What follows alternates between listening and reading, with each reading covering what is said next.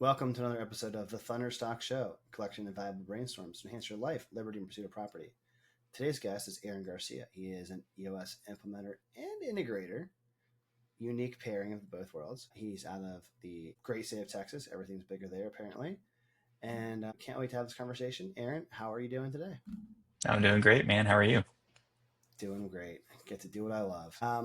Aaron, tell me a little bit about how you got in this unique position. So, like, what was your early days entering the market and entering just the workforce? What was that like? Currently I've been in the IT space for a little over 20 years, specifically managed services, which is essentially outsource IT support and the like for a little over 16 years, be hitting 17 years here in July. And, have enjoyed that journey. The people in that industry have all been great.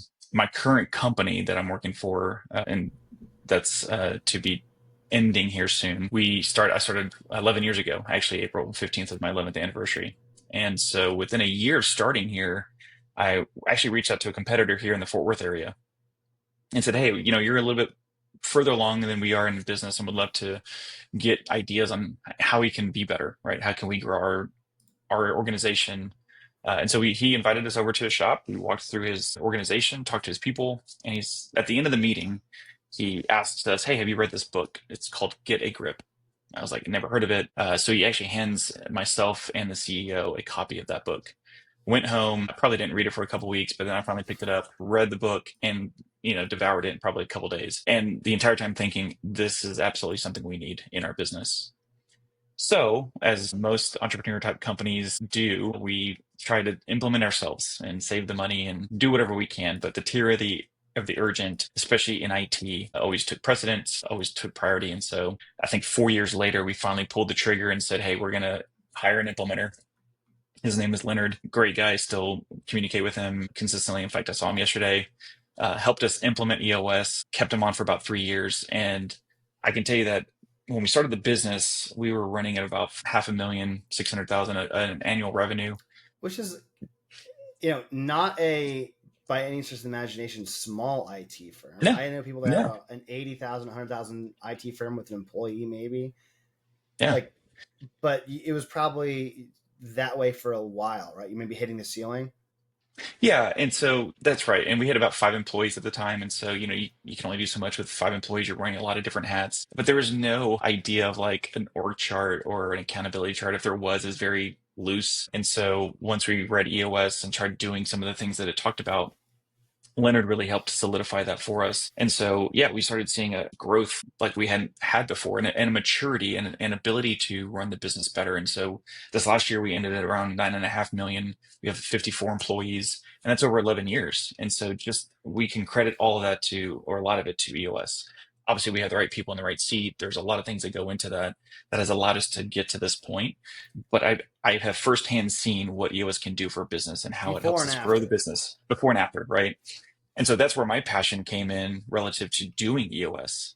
I thought, as I talked to Leonard and his EOS life and what it looked like, I was like, man, I keep referring people to him, but I'm thinking, why am I not doing this myself? I can teach this. I'm passionate about it. I love everything about EOS. I eat, live, and breathe it. And so last year, I graduated from boot camp and decided to start this journey of becoming my own implementer myself and running my own practice for doing that. And so when I said earlier that this current integrator role is ending here, end of August or middle of August, I'll be full-time EOS implementer and really just hitting the ground running, trying to help all clients, all my friends, family, and their colleagues who are owners get a grip on their business.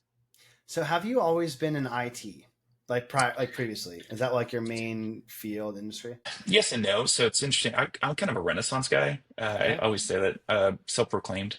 So when I was 13, I took my first computer apart, put it back together. It was really interesting. Some kids are like, let's look at the car. Let's look at take a car apart and put it back together. I could care less about cars or sports, really. I played sports. I, did the typical baseball, golf, those kind of things.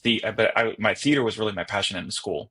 Okay. And so I actually went to Huh. SMU to get an acting degree initially, but then realized in about a year and a half in, one, I was going to take on a lot of debt to get a degree in acting. And as most people probably think, actors aren't just like millionaires unless they make it big, right? Unless you're Brad Pitt or George Clooney or the like, you're struggling to, The make ends middle, meet. it's like a hourglass, right? Where it's like the Yeah. top is doing great, a lot of people at the bottom, people Yeah. in the middle hardly exist.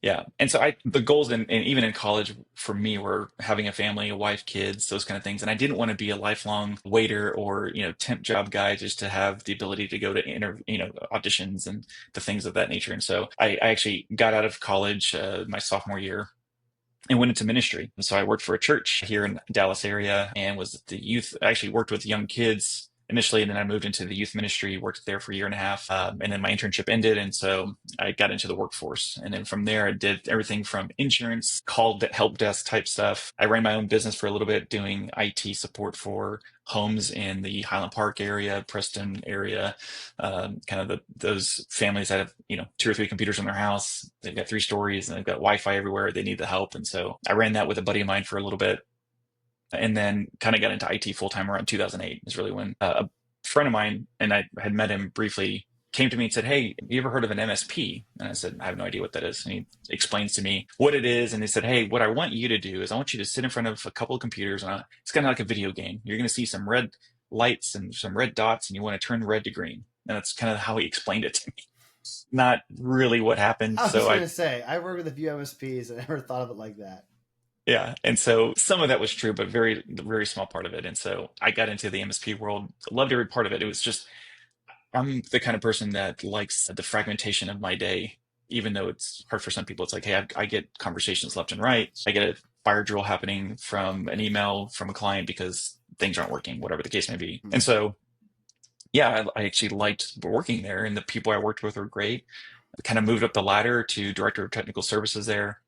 And then this opportunity came with a company called Tech Concierge here in the Dallas area. Great company, great guys that own the company. The team that we have here. In fact, when I gave my notice that I'm leaving here in 3 months, yeah, it's very emotional for me. Emotional when I told the team that I'm leaving because we have a great team here. And a large part of that was I can contribute back to, again, EOS and having those understandings of core values, right? Making sure we have the right team that fits our culture, fitting those core values. And for us, those are guys who are authentic, guys and girls who are authentic professionals. They're help first mentality, and they Hmm. have there's a solutions focused thought process through everything that they're doing. And so if they fit those core values, those are the kind of people we want on our team. And right now, those are the people we have. And it's just great to see where our team has come over the last 11 years. And so yeah, I told them it's bittersweet, right? The hard part is leaving a team that's really good. They're thriving. The business is growing. Sweet in that, hey, I get to pursue this passion of mine to help companies, right? Just to see, I've always been the kind of guy that loved watching those renovation shows where you see just a kind of degraded home or hasn't been touched, hasn't been renovated. You kind of see them break it down to the studs or whatever the case may be, and then build it to something that's great, beautiful, and livable. And so, from a business standpoint, seeing where a company maybe today is just struggling, right, to break through the ceiling or kind of get past that point that they really want to see new revenue or their team be healthier, go from that to being at a point where, hey, we're 80% strong in all the 6 key components of a business, right, from vision to people to issues, data, process, and then getting traction.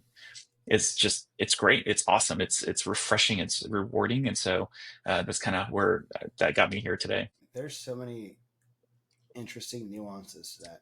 First off, of course, if you have helped a company fix from when you started to when you're making your emotional and positive exit, of course it's a bittersweet, tough thing to do, right?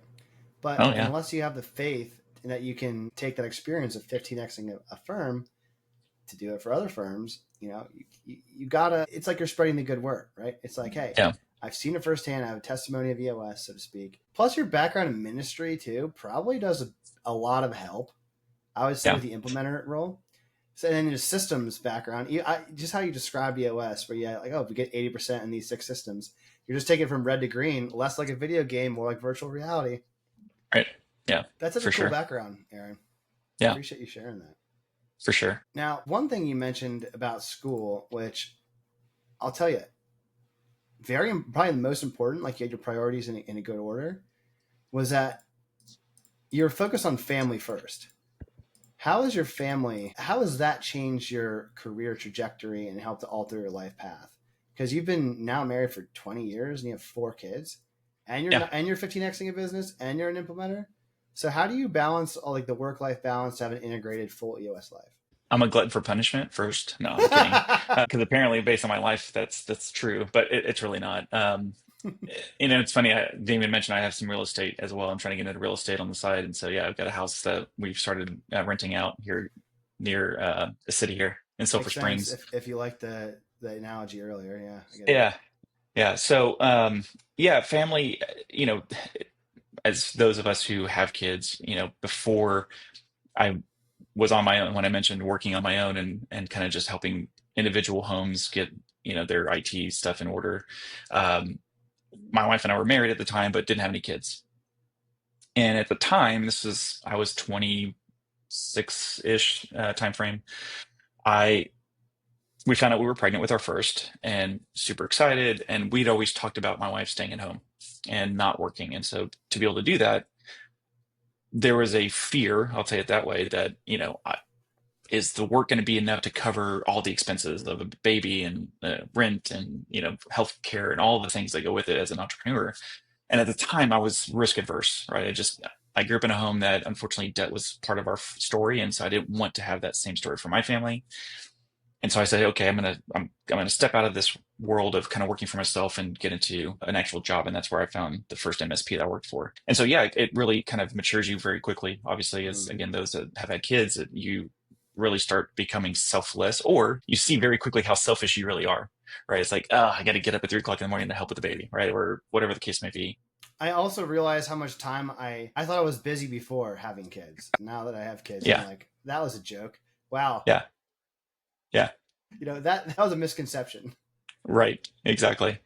So yeah, I mean it's shaped business in the sense that hey, I'm going to make decisions that's going to be best for my family, right? To make sure that they're provided for, cared for, protected, and whatever that looks like. And so if you fast forward a little bit, it's funny at the whole EOS journey part of this conversation was interesting because when I did EOS boot camp back in February of last year, I came out of that obviously super excited. I want to get this business going. My wife was like, hey, you're just to be clear, you're going to continue working where you're at and then try to get clients on the side, right? And I was like, yeah, of course, that's the plan.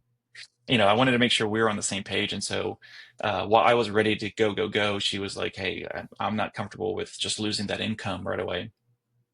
Fast forward 7 or 8 months, she really felt like there was a change kind of in her heart. She kept ruminating over this idea of me coming back from these QCEs, what we call quarterly collaborative exchanges with other EOS implementers, to kind of get a refresher every quarter. We live and breathe what we teach our customers, which is, hey, every quarter we step away from the business, we get out of our own space, figure out what worked last quarter and what's going to work the next quarter. And so after every one of these that I was going to and coming home, my wife saw just the passion that continued to grow and was not just dwindling.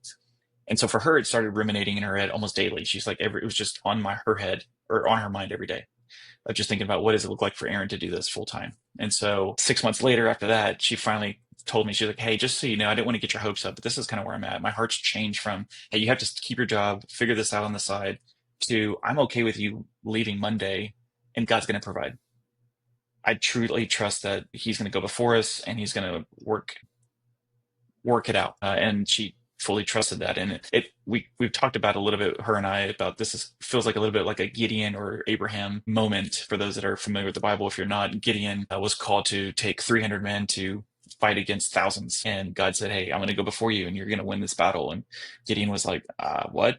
This is from a human standpoint impractical. Doesn't make sense. Same for Abraham. Abraham was asked by God to kill his son and sacrifice him. And you're like, I'm sorry, what? You're asking me to do what again? But he was faithful and willing to do it because God called him to do it. And so he, attempted to do it and God stopped him, thankfully. But I think it's one of those moments for us. It's like, hey, I have to fully every day trust in God's provision. There's nothing I can do in sales in general, right? I can't force someone to work with me. It's so funny, this story, and I don't mean to cut you off, but I Sure. learned that the more and more I see this, the more I believe it's true that the opposite of certainty isn't doubt or isn't disbelief, it's faith, Yeah. and vice versa. Like the nature of faith is that you're not certain this will work, but you have to believe that it will work. So I applaud the act of faith in order to step into what you believe the calling is and the right thing. Because the flip side is if you don't act in faith, whether you're religious or not religious, no passing judgment to whoever's listening. For But if you sure. don't act out your faith, you probably then are bound to a consequence of regret, right? Yeah, absolutely. So it's Yeah, powerful. I think faith is. I yeah, think it's a really powerful thing. Whether in your instance, it's pretty clear, right? You have these stories of Gideon and Abraham, and David versus Goliath. Well, yeah. Same. Yeah, same story, different book. But I, it's what I like to say is one of the best indicators of future success is past success. And I look at it like, okay, well, you're married for 20 years and you have 4 kids. That to me is a success in and of itself, right? absolutely. Especially now in today's age. And you also stuck with the company and you helped it fix. So success both in and out of the home. The saddest thing would be to not act in faith at that point. Is my Yeah, judgment.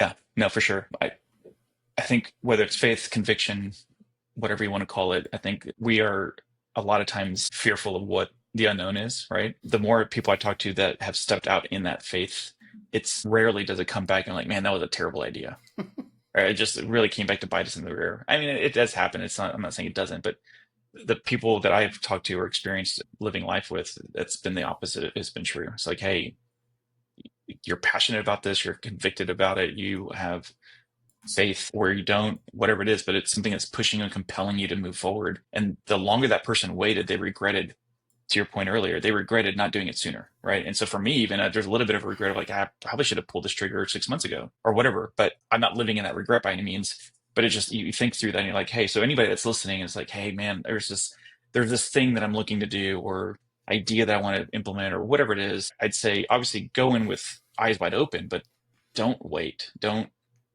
because you just never know. I mean, things could be way different now as opposed to waiting 6 months from now or a year from I now. And people kept telling me that, but I was like, it's hard to hear as a person who's in it.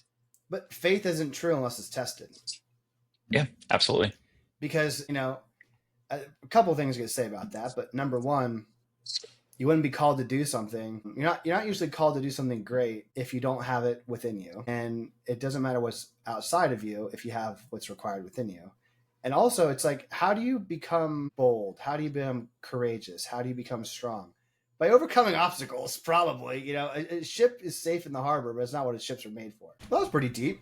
So, what one of the things you said, I'm going to make this a bit more tactical and lighten it up, and then we'll go deep again, Sure. Yeah. probably. No worries. You said something that was incredibly interesting earlier about if a company can get 80% in the six Key components. key components is the right word. Yes, thank you. Then it's like an A plus, right? But it's not. Oh, let's try to get 100% in 6 key components. Maybe that's not realistic or obtainable. But I think most people don't understand that if you're doing the right thing 80% of the time, it goes back to the Pareto principle, right? It goes back to you worked in MSP, I worked in marketing agencies at MSP. Billable percentage for like employees, for service people. If you're getting Yeah. 80%, you're doing pretty well, because the other 20% Oh, of yeah. the time you might be in internal meetings and bathroom break or whatever you have That's to right. do. Absolutely right. And I want to share this with you because I think you get that model where it's like shoot for 80%, and like that's a really good thing because it's obtainable and it's realistic and it's like overwhelmingly positive. What I've seen mess people up before is 100%. So can we talk about that the reason that 80 is golden versus the unrealistic expectation of 100%? Because if you had people in MSPs as 100% billable, they might be AI robots in human disguise. Like that Right. doesn't seem real to me. So anyway, Yeah. I want to hear your thoughts. Well, I'll start with a story that just happened recently. It was funny because a buddy of mine who's also an EOS implementer were having dinner at Easter Sunday, and he asked my 2 oldest sons, "Hey, you want to make some extra money?" And they said, "Sure." And they're like, "Hey, I've got a basketball goal I need to put together, but I'm gonna have you guys do it, and I'll pay you for it." First thing is he asked how much they want to charge, and my son, I need to teach him how to negotiate better because he started way too low. But they finally work out a number, and so they start pulling the stuff out and putting it together. Took way longer than they expected. It was like 3.5 hours between my kids are 16, 14, 11, and 7. So my 16 and 14-year-old are kind of working together to get this done. So they put it together. It's pitch black at this point, and we go home. I see the guy a week later. We're playing some pickleball, and he's like, "Hey, just a FYI, I looked at the basketball goal and the pole that goes all the way up, right? There's multiple stickers that say this side in the back. It's on the front. And so my kids flipped it. And he's like, I don't think it's a big deal. I think mostly because the bolts are facing the wrong way, whatever. But he brought it up because he's like, at the end of the day, though, because he just read the book, Buy Back Your Time, which is on my list of books to read. But Mm. the gist of it is that, hey, this idea of buying back your time, and in doing so, to your point, is are you looking for 100% or at least 80%? And so for him, he's like, hey, it got 80%, actually it got 90% done correctly. I paid for the work to get done, but it was done. I didn't have to do it. He bought back his time by paying someone else to do this, even if it was 80, 90% correct. That also translates into business in the sense that, hey, when we're, to your point, we've got engineers here at Tech Concierge the goal is 82%. So it's a weird number, I know, but Yeah, 82% of 40 hours a week is what we're looking for them to be billable to sure. a client. Because to your point, we've got some fluff and, breaks, meetings, whatever the case may be. But at the end of the day, the idea behind 100% is perfection, typically. It's like you ask someone to rate something in 1 to 10. Most of the time, someone will say a 9, depending on how they're wired, right? Because they're like, well, you're not perfect, so I'm not going to give you a 10. So this idea of perfection kind of creeps in when we look at 100% of anything. And we're just not 100% of anything as humans. We are human. We're fallible. We mess up. We tell clients, we want to bat 1,000, but we never do. No one does.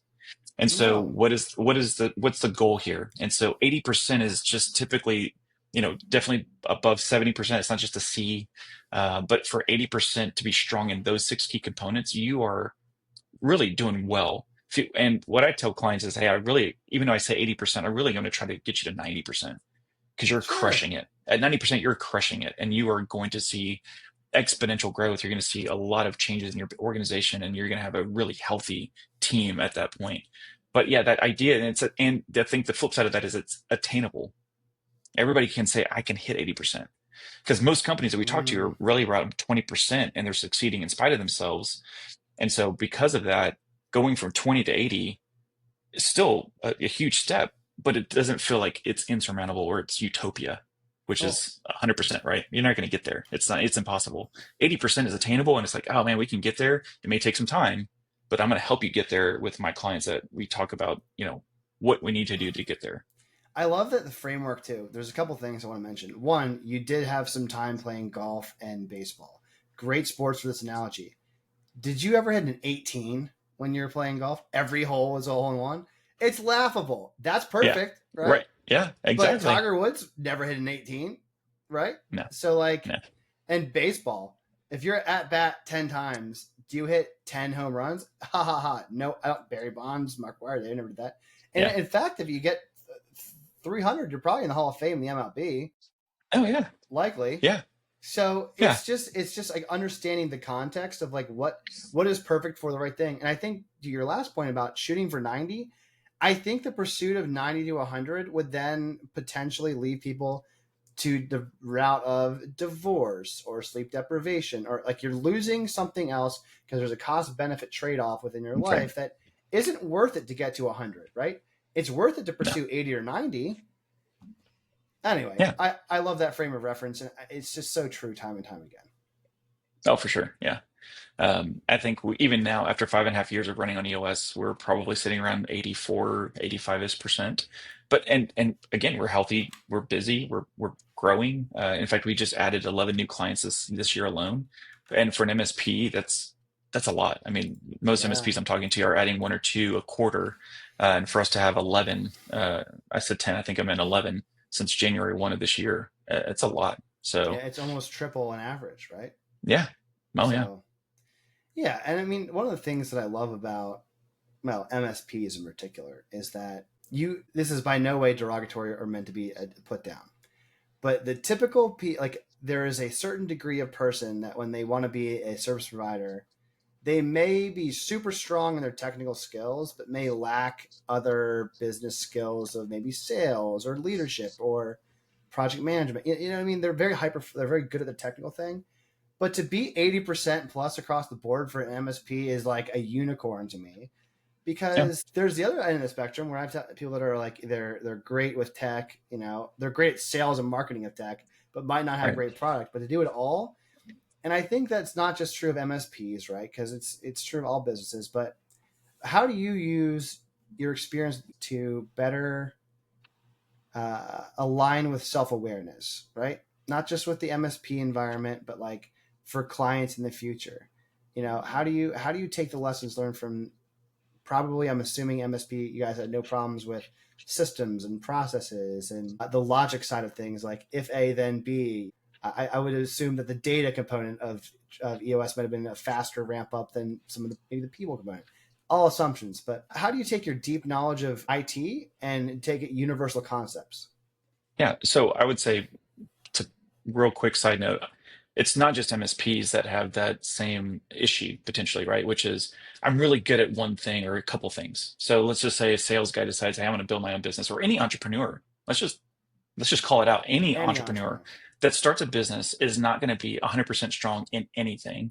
They're going to be really strong in probably one or two aspects of those six key components. They may do really well in sales, which means that they are really good with people, but they don't know how to fire someone well, or how to keep account of how they're doing in their business, or how they fit culturally, whatever the case may be. Accounting, Accounting, those kind of things, like that. data.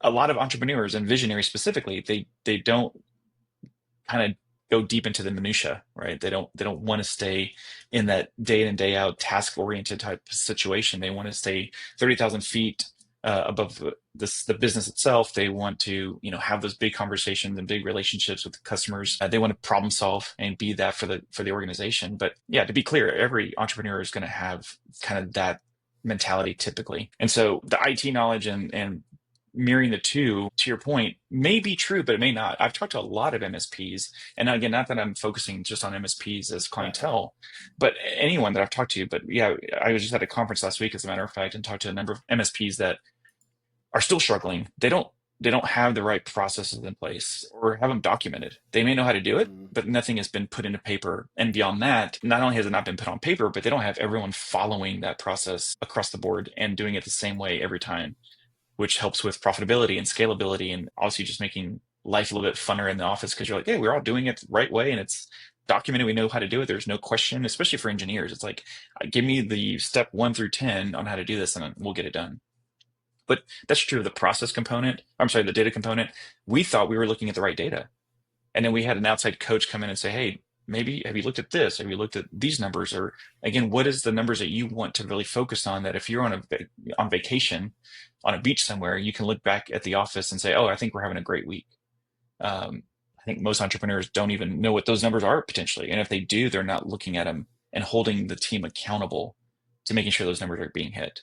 But I think the biggest issue that we have with entrepreneurs in general is people, right? That's the biggest and I, hardest one, regardless of data and every process, every right? business, Every and business. even further than business, honestly.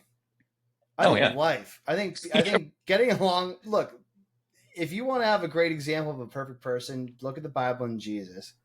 But he still had how many people that hated on him and Oh yeah. betrayed him, and it's like, so the perfect person on earth still had people who cast stones, and it's like that's just, people are messy, man. Oh yeah. And it's not to But we can't not give up on to them.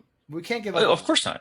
Of course not. They are our biggest asset, right? If you Mm-hmm. look at your P&L, guess what? The most money you're spending on a P&L typically is your people. Yeah, So on what average. should require the most of time and attention? Them. We need to make sure we are running the business with, great stewardship, making sure that the resources that we have are being allocated correctly. But time with those who are doing the work every single day, and the ones that are literally we're spending the most money on, why are we not spending the most time with them to make sure that we are leading them well, serving them well, loving them well, caring for them well, Being a good and shepherd. yeah, being a good shepherd, right? And again, for those that don't have a faith, all of those are still true. You still need to make sure that your team knows that you care about them, because that's the thing that keeps people around. It's not necessarily money. I mean, yeah, that's part of it, right? They are working for a It's a paycheck, way to show you care, right? But they of can go make many. money somewhere else, right? They Yeah. can make money anywhere. They stay with the company because of how they are treated with respect, how they're cared for, they're loved on, they're led well, and serve. We always say here we want to serve from the back, right? We're going to serve our team, lead them well by being vulnerable, by being open and honest, letting them know where we're at today. And so, yeah, all those significant pieces are true. Again, whether you're an MSP, whether you're running a marketing firm, whether you're running a CPA, a Yeah, I know. hotel, it doesn't matter. Like all of those things are still true for any business. It's so funny though because you're talking about servant leadership and caring for and saying right people, right seat, right? That's one of the RPRS Right. EOS nomenclature, which I love. But you mentioned something that's just incredibly important. It's like having a true vision for an organization as a way to lead, and that's one of the key Yeah. components, right? Vision. Right. That's And right. and what does it look like for an organization to have a true vision? Like what does good look like? What's 90% look like? So, to be EOS pure, we talk about 8 questions that we have everyone answer, right? When we talk about creating a vision, what we call VTO or Vision Traction Organizer, there's 8 questions that we have the leadership team answer every single time, which are: what are your core values? What's your core focus? What's your core target or your 10-year target, whatever the time frame may be for you? What's the marketing strategy? So what are you talking to people about your business? Kind of differentiators, figuring out who the right people are that you're supposed to be communicating your message to. Then you're creating this 3-year picture of what it looks like 3 short years from now for your business, and making sure the leadership team is all kind of in the same space there, right? They can see it in their mind's eye. Because if you can do that, then the likelihood of it occurring is going to be much higher, right? From that 3-year picture, you create your 1-year plan to know what are your priorities, your goals that we call for the year, 3 to 7, because again, if we can't have 23, if everything is important, then nothing is, right? Mm-hmm. So we focus on 3 to 7 goals or priorities for the year. And from there, we create, those 90-day kind of world rocks that we tell, hey, these are the main priority things. These are the things you have to get done in the next 90 days that will help move the needle forward towards reaching those goals that we set for the year. And then everything else that doesn't kind of fall into those categories or buckets becomes an issue that we've got to work through and talk about. Once you've crystallized all those pieces, and things I didn't communicate, but I a little bit earlier communicated, was on the core values. That's really kind of the culture, kind of Mm, figuring out who the right people are who are going to fit your culture and repel those that aren't going to fit your culture. right. I've Because got a some good stories about, culture can sort of self-police, right? Like yeah, I mean, you'll know when a right for person sure. comes in because the whole culture will have buy-in, and you'll know when the wrong person comes in because it'll almost be like oil and water, right? If the Oh, yeah. vision is cast correctly in the core values. Right. Yeah. And I've got a story about that for later, but yeah, I mean, when we did EOS, one of the first things we did was remove a couple of people that were were not the right people. They might have been in the right seat, and that's even questionable, but they were the wrong people. And it's funny, when we gave them the gift of finding success elsewhere, Mm. uh, the air in the office became lighter. Our ticket count actually went down by losing 2 people. It was the weirdest thing ever. We thought for sure our tickets were going to go up and people were going to be overwhelmed, and it was actually the opposite. And we found is I could tell you some reasons why that was the case, but we understood why that happened, and it was like, oh, we should have done this years ago. What would a business been like if we had just gone through EOS, 4 years earlier, and got rid of some people that were not the right people? Um, and we talked about the core focus again, like I said before, which is just kind of the sweet spot, what you do really well, and really focusing on that each and every day. And if everyone in the organization is bought in on those things, right, that's where you start seeing the magic happen, and everyone's rowing in the same direction. Everyone is now rowing towards that North Star, in the same way, instead of people running all over the place kind of figuring out what they want to do, and this makes sense now, or this shiny thing popped up and we want to do this over here. It's like, no, let's kind of regroup, talk about where we're going, how we're going to get there, right? That's really the key part there. And if everyone sees a leadership doing that, then everyone in the organization seems to follow typically. And that's where you don't get utopia by any means, but you're definitely getting closer to reaching those goals that you set. Yeah, I think you made a point that I want to double tap on. It's like sometimes you might have the wrong person in the right seat, right? Maybe they're great at their job, they're highly effective. This is easy to do in sales because you have Oh, yeah. the person that closes the most deals and makes us the most money is a jerk to everybody. But Yep. guess what? If they're the wrong person for the company, what happens to every other salesperson? Their numbers go up because they don't feel like they're being bullied or, put down. And same Yeah. thing like you said it with the, two people that left, and like your tickets go down. It's like, yeah, high tides raise all ships, but also an anchor will keep your ship from moving. Yeah.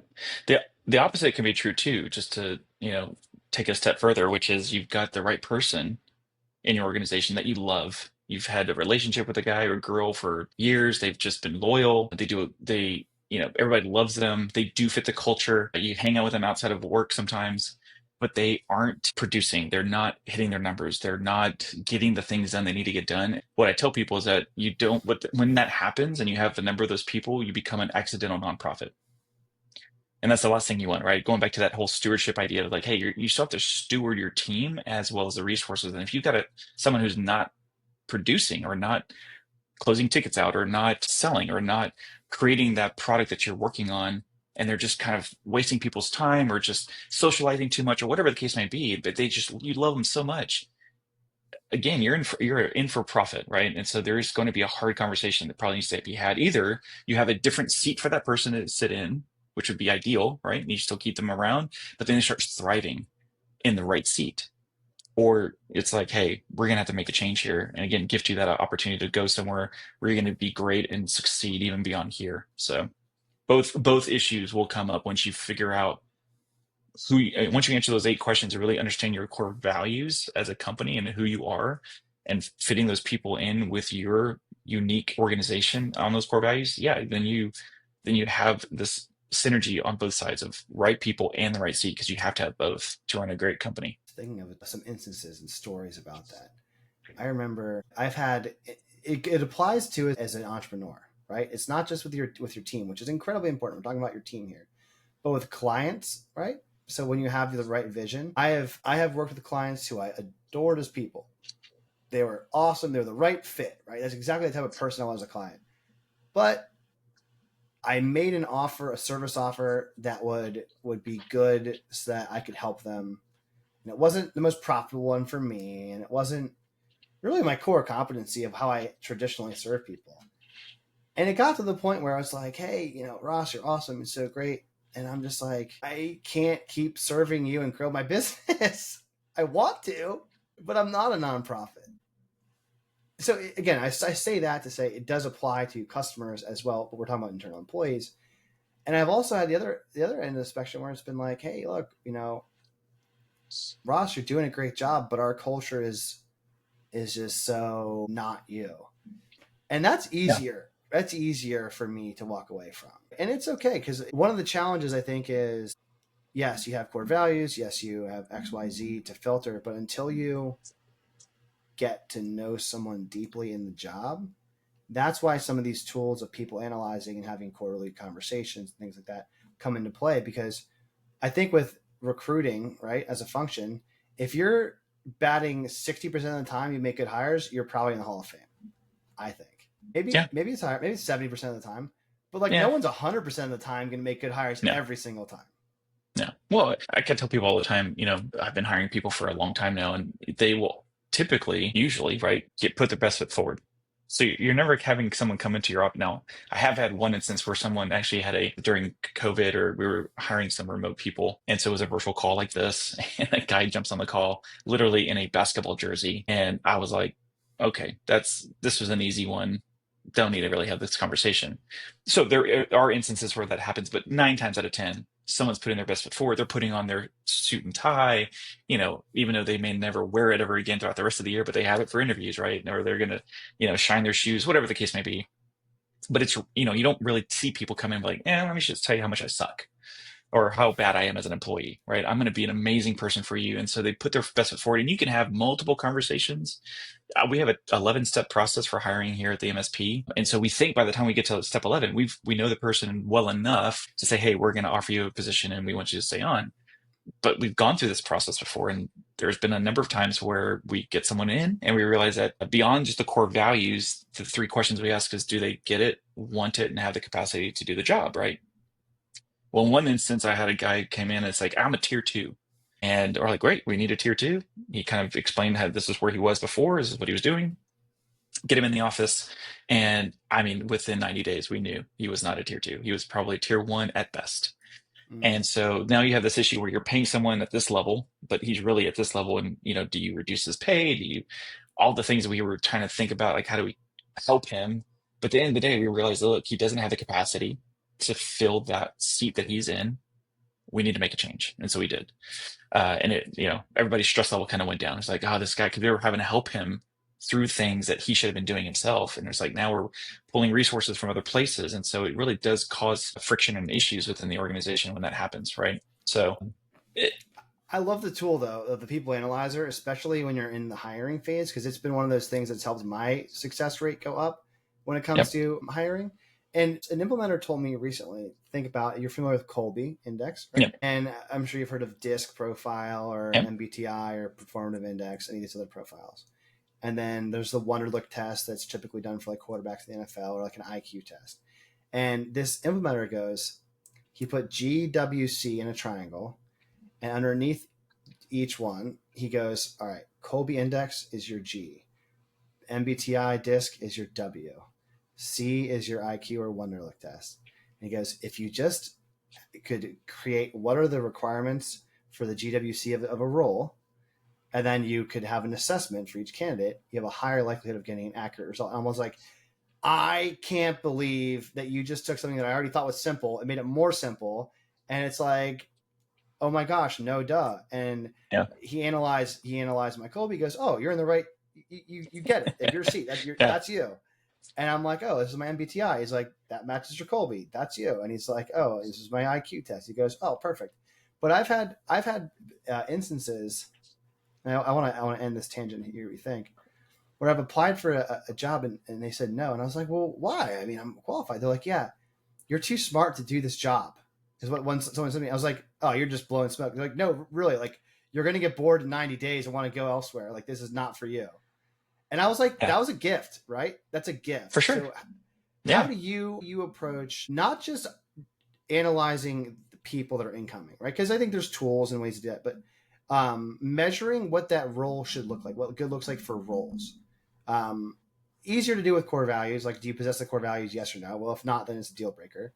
But like capacity, especially of the GWC, so get it, want it, has capacity, is a tough one because you might have someone that is maybe young, less experienced, great potential, or you may have somebody with great experience with low energy, right? Because they're at the end of their career and they just want to ride off in right, the sunset. How do right. you approach GWCing for seats? Yeah, so there's a couple different ways, and I think it depends on the position, right, in an organization, right? Because I think the GWC part is going to be different for, let's say, an engineer compared to an executive admin or a technical account manager or a salesperson or even in finance, right? And so get it. It's just that it's their God-given ability, right? It's just their unique. They just love everything about this job. They go home, like for an engineer, as an example, they go home and they look and read all the articles about all the incoming technology or the next new thing with Nvidia or Intel or whatever, right? They inundate themselves with that information outside of work, and they just get it, right? They know what they need to be doing and know how to do it. The wanted is always a question. That's always a hard one, even for me as someone Mm, who's hiring and firing people. It's a question. A lot of leadership, I think, abilities come back to, are we asking the right questions or asking questions in general instead of making assumptions? right. Because we may think that someone doesn't want it, but they really want it, but they just, because of the way that they act, speak, maybe they're very unemotional in the way that they interact with people. You just can't tell. That's that whole idea of, I can't read that person. You can never tell what they're thinking or feeling. And so I always ask the question. It's like, hey, do you still want this position? Do you still want it from a standpoint of, hey, I love getting up every morning, putting my pants on, shirt on, to get to work here or do the job that you're doing? Or is it that you're really, really wanting to do something else and you just haven't been able to say it? And so it's an open dialogue. It's a conversation. So you made the Right. comment earlier about quarterly conversations. And so in those quarterly one-on-one conversations with the team members, you have to sit down and just really talk through those things. And sometimes it's just simply a question. The capacity is a little bit different for every organization, right? It's going to be sometimes metrics, right? It's just, hey, you're closing out so many tickets a day or so many tickets a week.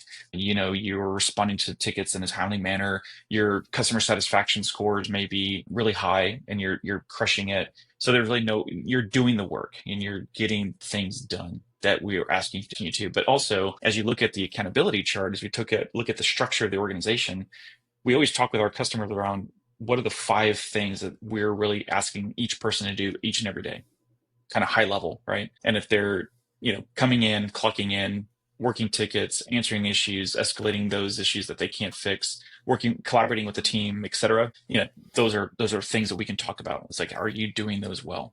And are you fulfilling that seat that you're sitting in? Yeah, there's some other granularity to that, right? There's some metrics and those things that we're asking you to do, but are you doing those well? And if you're not, then we're having a conversation around how do we get you to a yes in that question of, do you have the capacity? Because it's either yes or no.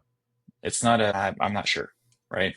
Please tell me if you want it, great. It's a yes. If you don't, then let's talk about what seat it is that you want to be in. Or again, like I said, have a conversation around gifting you the opportunity to find the right seat somewhere else that you feel like you're going to thrive and succeed in. It comes back to stewardship, shepherding, but also you made something very important, which is asking questions so that there's no assumptions on either side, right? And that's one of the things I like about EOS with trust and vulnerability is in companies that don't run on EOS, I found that I've been a part of prior experiences.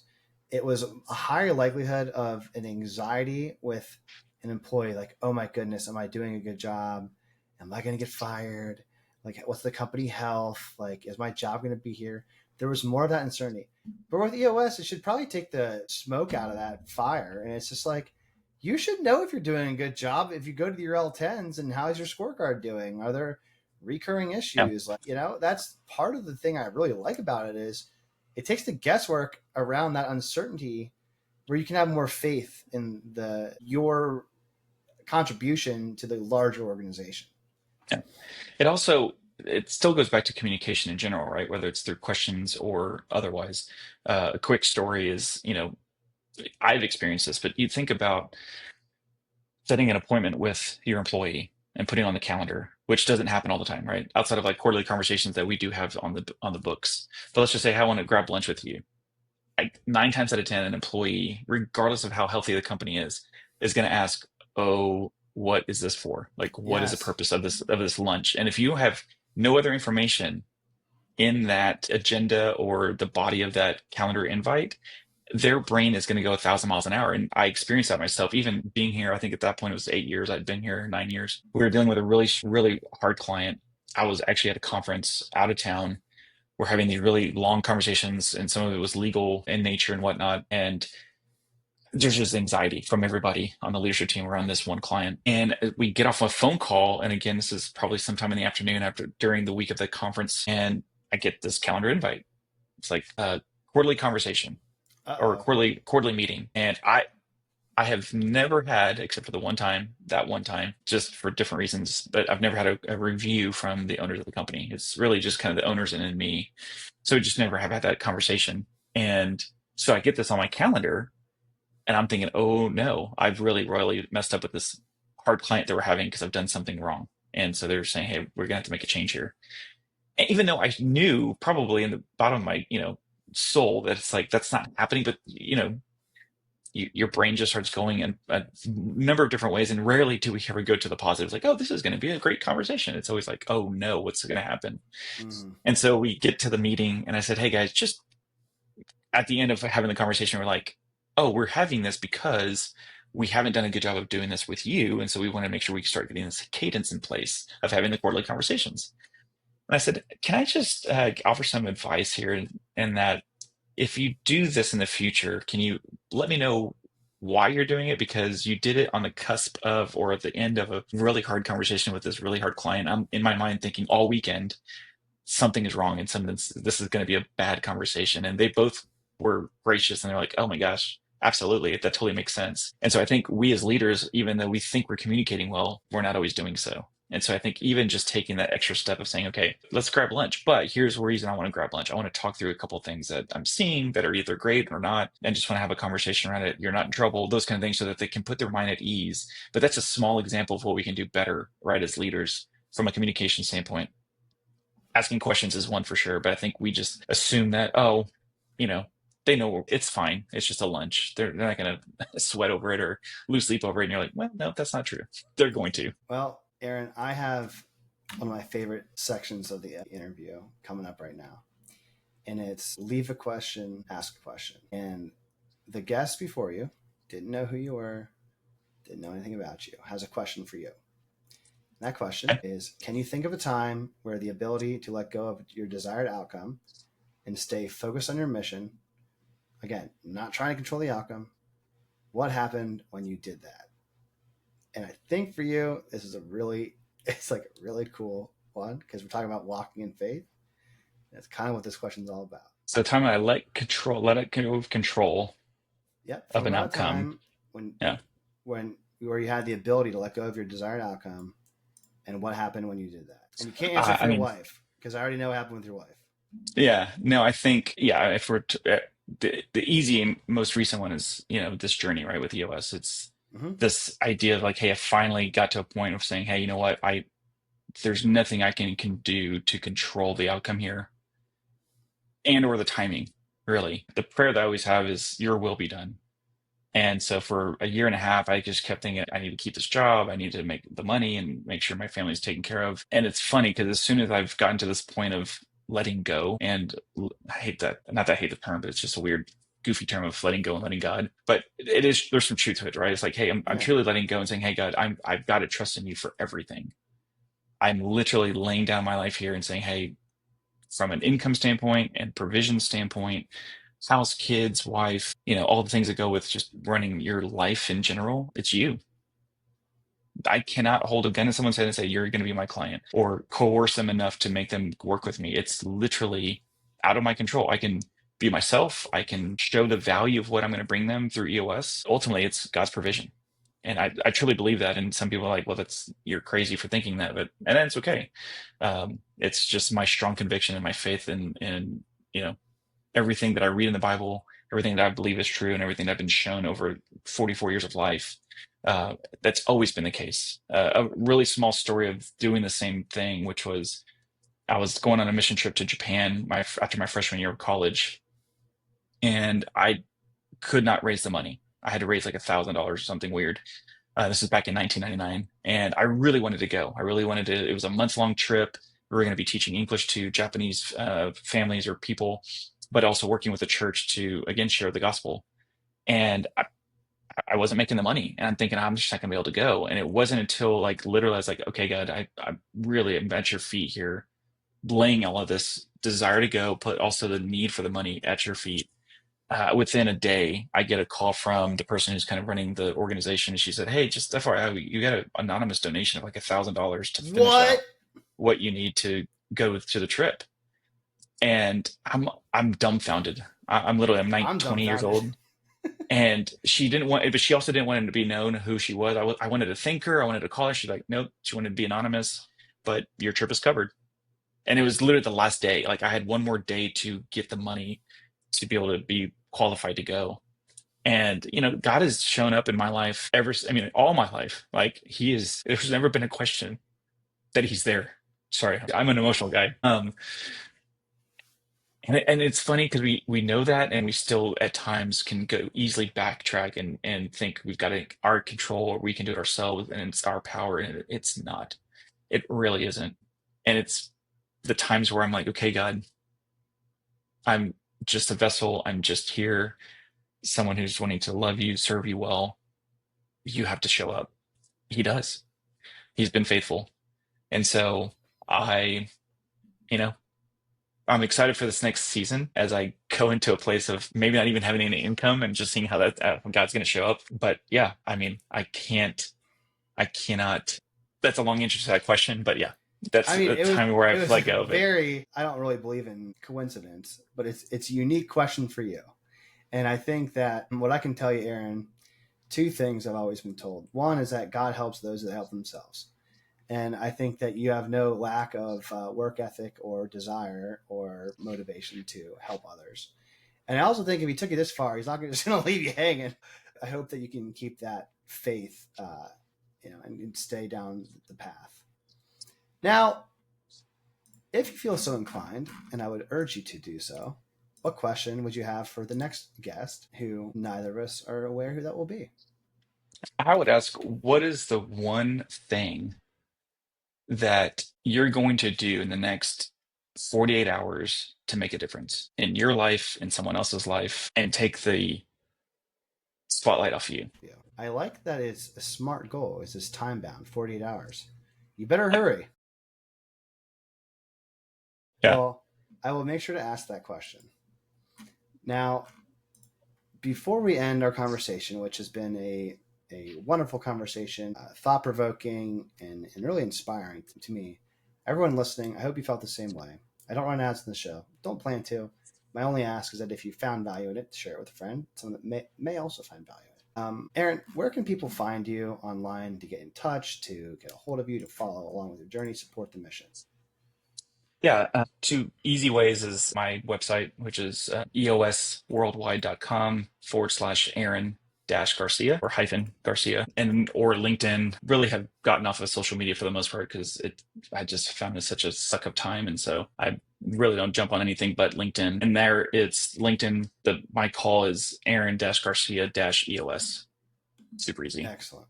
Well, thank you, Aaron, for joining me, and thank you everyone else for listening. Until next time, be well.